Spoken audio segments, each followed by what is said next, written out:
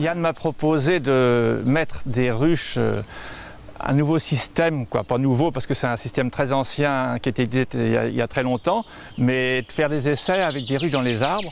Et comme mon lieu s'y prête, on a 25 hectares de bois autour de ma ferme, je suis très partant pour ce type d'essai.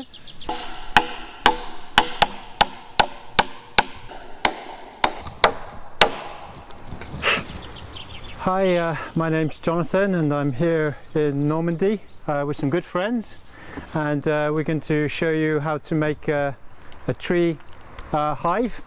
So this is a hive cut into a live tree, and hopefully if we make a beautiful tree hive, the bees will be happy here and live long.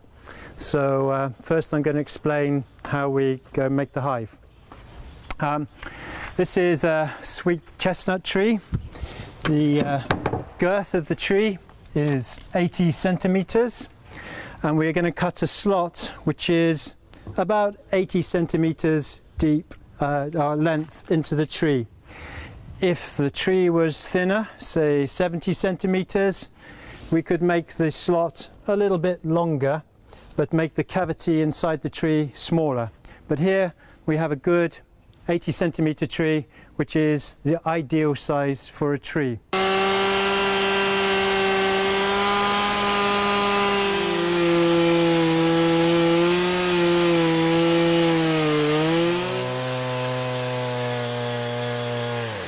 It's first time for me to cut a live in tree.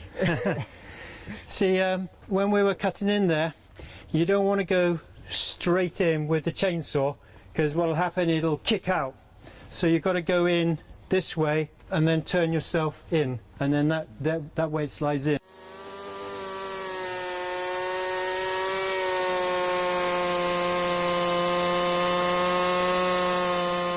This is where we now have the advantage with hardwood, because with the hardwood it splits out really easily.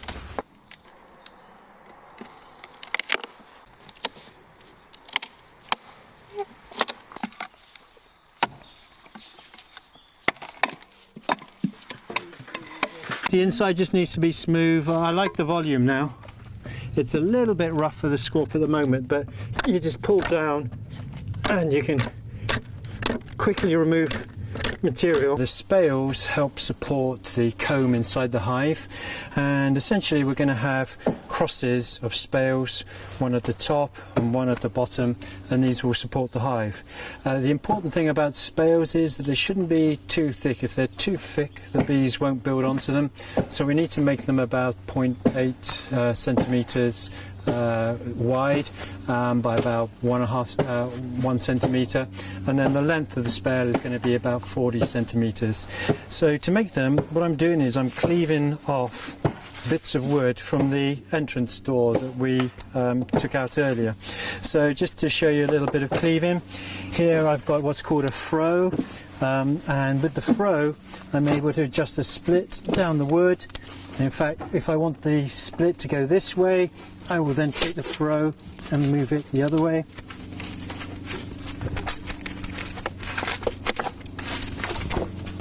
The length of the spale will need to be about that long, so I'll be chopping it up to there, and I'm only going to be shaping this bottom bit of the wood. So to shape the spales, you're going to be needing to use a carving axe. Now these are extremely sharp. You have to be very, very careful when using a carving axe, but the technique is simply just to chip away at the wood until you get the right thickness. What I'm trying to do with this spale is two things. I'm trying to make it, when it sits in the hive, I want it thin this way and pointed on the edges. If you make it too fat on the edges, the bees won't build onto the spale. And the other thing you need to do is you need to make pointed ends. So I just carve away the ends here and make them pointed. When you fit it in the hive, you'll be putting it in at an angle like this, and then you'll be using the axe, you'll be pushing it up into the grain of the wood until it fits in, and then that will be secure in the hive. We write home sweet home. Home sweet home, yes. And the entrance plug will go into our hive hole through that slot there. And this marks a point which is 1/3 of the way down the cavity. And this is important. This tail here of the entrance plug tells the beekeeper not to take anything from the hive in this space here, 1/3 of the way down the hive. So I'm just going to push this in now.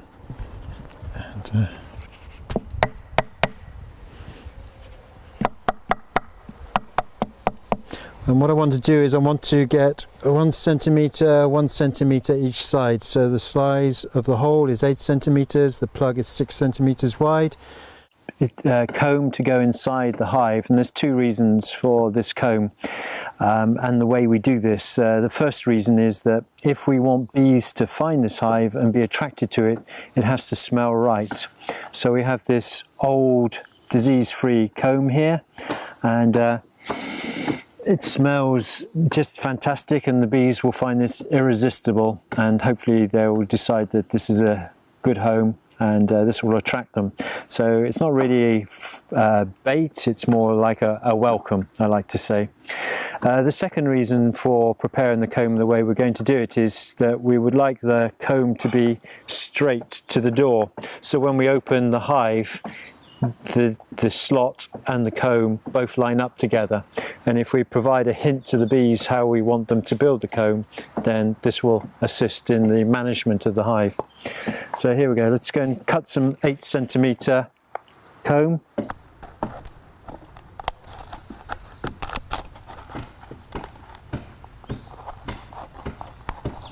It's very important to maintain the orientation of the cells, because each cell has a very slight pointing upwards. So this is the top, this is the bottom. And now I'm going to put in the peg which will fix it to the ceiling. These pegs have to be made of hardwood because they're going to be driving into the ceiling, but also you want them fairly narrow and thin because they've got to go through the comb without breaking it. There we have a comb ready to go into the hive.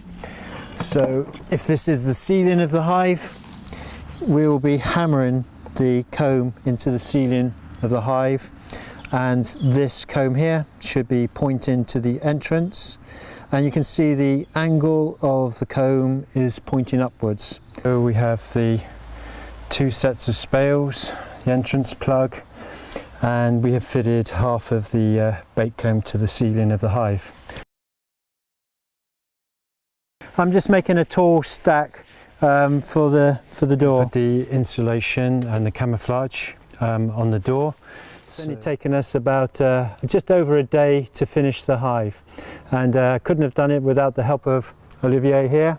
Olivier, do you want to say a few words about the hive? Yes, c'était un plaisir de découvrir la première fois, là, une découverte comme ça, de creuser un arbre vivant pour mettre une ruche qui va rester ici présente au moins 150 ans, parce que l'arbre est vieux, mais le châtaignier vit très longtemps, même sec, le bois est très dur.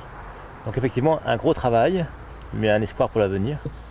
On attend le printemps pour que les abeilles rentrent dedans et puis avoir effectivement la première ruche sauvage créée par l'homme dans un arbre en France. Hey.